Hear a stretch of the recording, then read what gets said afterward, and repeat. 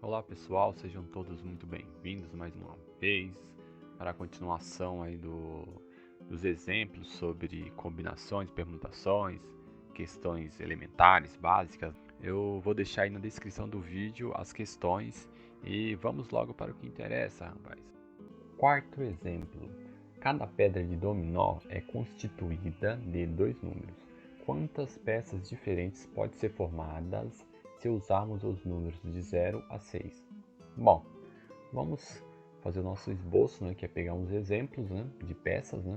Nesse caso eu vou usar essa anotação, vocês podem fazer o desenho. Bom, cada uma peça poderia ter o 0 e o 1, né? O 0 e o 2, o 0 e o 3 e assim por diante. Né?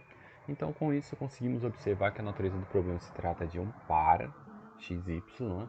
E nesse caso não é uma sequência, né? Ou seja, a ordem dos números não interessa. Né? Vamos aqui colocar os números representados dentro de um conjunto A. O número de elementos desse conjunto A é igual a 7. Queremos saber o número de pares x, y, tal que x pertence a A e y pertence a A também. Porém, aqui é o seguinte, n de A é igual a 7, né? Então, pelo princípio multiplicativo, nós teríamos 7 vezes 7, que é 49 peças, né? Porém, existe um impasse aqui que é a respeito dessa observação aqui. Ó. O 2, 3, ele é a mesma coisa que 3, 2, ou seja, a ordem dos números não interessa. Então, cada peça está sendo contada duas vezes. E olha só, eu vou colocar todas as peças na mesa e vamos fazer uma observação aqui. Ó. As peças que têm números iguais, elas não se repetem, né? Ou seja, 0, 0, 1, 1, 2, 2, 3, 3, 4, 4, 5, 5, 6, 6. Essas peças elas não se repetem, ou seja, não tem uma peça repetida, utilizando esse raciocínio. Né? Porém, já as demais têm peças repetidas. Né? O 0, 1 é a mesma coisa que 1, 0. 0, 3 é a mesma coisa que 3, 0. 1, 5 é a mesma coisa que 5, 1. Então, nós vamos ter que utilizar essa observação. Para resolver essa situação problema, nós vamos dividir em duas partes. Na primeira, vamos determinar quantas peças com números iguais existem. Então, é simples, né? Queremos saber que o número de pares x e y tal que x pertence a A e y pertence a esse conjunto unitário, ou seja, o y tem que ser igual a x. Então, pelo princípio multiplicativo, temos o n de A é 7, o n desse conjunto unitário é 1. Então, 7 vezes 1 igual a 7. Então, existem 7 peças com números repetidos. Né? E agora nós vamos determinar as peças com números distintos. E aqui cabe a observação que cada peça foi contada duas vezes, vai ser contada duas vezes, utilizando esse raciocínio aqui. Ó. Queremos saber o número de pares x e y, tal que x pertence a A, tranquilo, e y pertence a A menos x, que nesse caso o y tem que ser diferente de x. Né? Então, pelo princípio multiplicativo, temos n de A é igual a 7, né? E n de A menos 1 é igual a 6. Então, 7 vezes 6 igual a 42. Lembrando que cada peça foi contada duas vezes. Então, teremos que dividir esse 42 por 2. Fazendo isso, conseguimos descobrir que existem 21 peças com números distintos, né? Então, a resposta agora basta somar aqui, né? 21 mais 7 igual a 28 peças diferentes. Quinto exemplo. Quantos números naturais de três algarismos distintos existem? Bom, e aqui o modelo é sempre o mesmo, né? Começamos pelo esboço, né? Pegar alguns exemplos, né? Aqui eu tenho 102, 103, 104 como exemplos, e observando esses números podemos constatar que cada número pode ser representado por uma tripla x, y, z, né? Sendo que o x representa o algarismo das centenas, y o da dezena, né?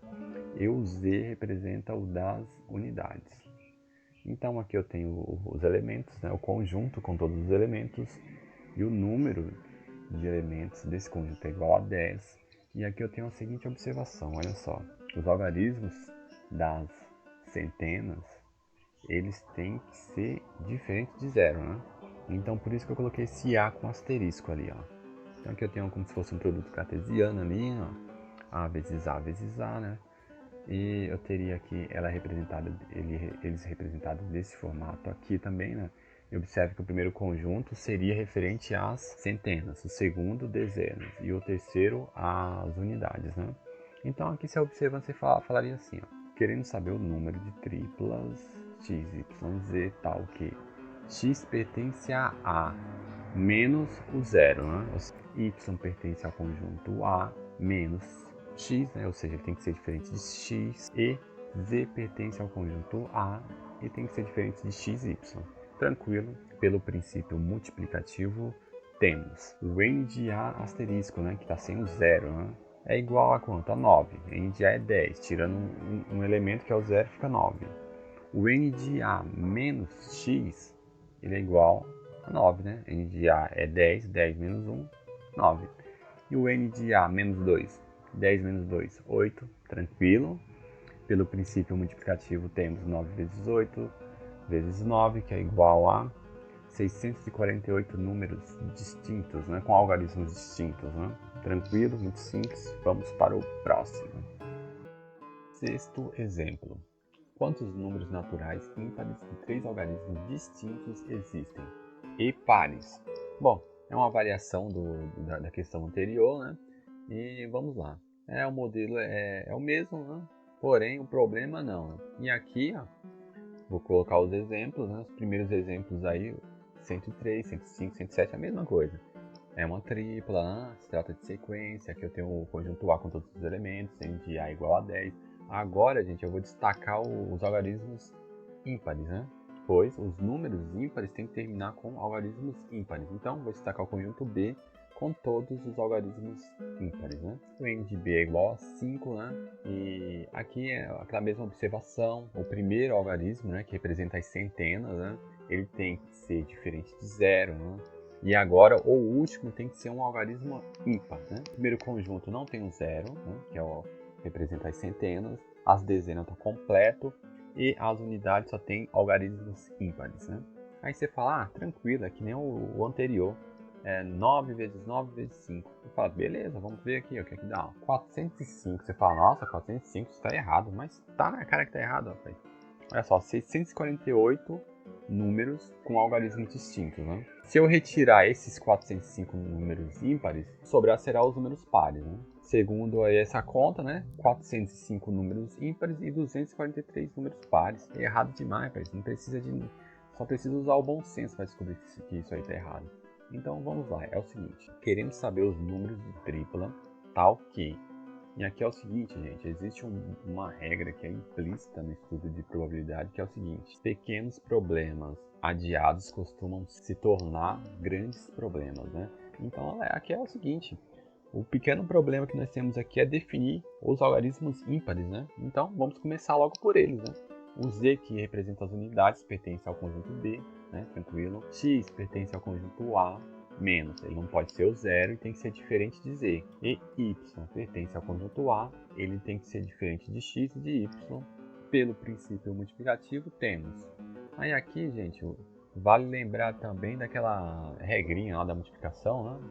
Que a ordem dos fatores não altera o produto, né? Então aqui, tanto faz aqui eu começar pelo último ou pelo o primeiro, tanto faz na multiplicação, né? Então vamos lá. Aqui o n de b, né, o número de elementos do conjunto B é igual a 5. O número de elementos do conjunto A menos 2, né, eu tenho o 0 e o z. Né? 10 menos 2, 8. O número de elementos do conjunto A menos 2 também, 8. Tranquilo? Então temos 5 vezes 8 vezes 8, que é igual a 320. Então existem 320 números ímpares com algarismos distintos. Logo, existem 648. Tiro esses números ímpares, os números que sobrarem, né, serão os pares. Né? Logo, existem 328 números pares com 3 algarismos distintos. Facinho, né, gente? Se vocês quiserem um desafio um pouco maior, né, em vez de começar pelos números ímpares, tenta começar pelos números pares. Aí vocês vão ver o que é um problema bem interessante, né? Ele será semelhante àquele do dominó, né? Vocês vão ter que dividir em duas partes, né? Então, é isso aí, meus queridos. É isso aí, meus queridíssimos. Agora vocês estão livres aí para resolver uma porrada de exercícios aí envolvendo análise combinatória. Qualquer coisa eu estou à disposição de vocês aí. Um forte abraço.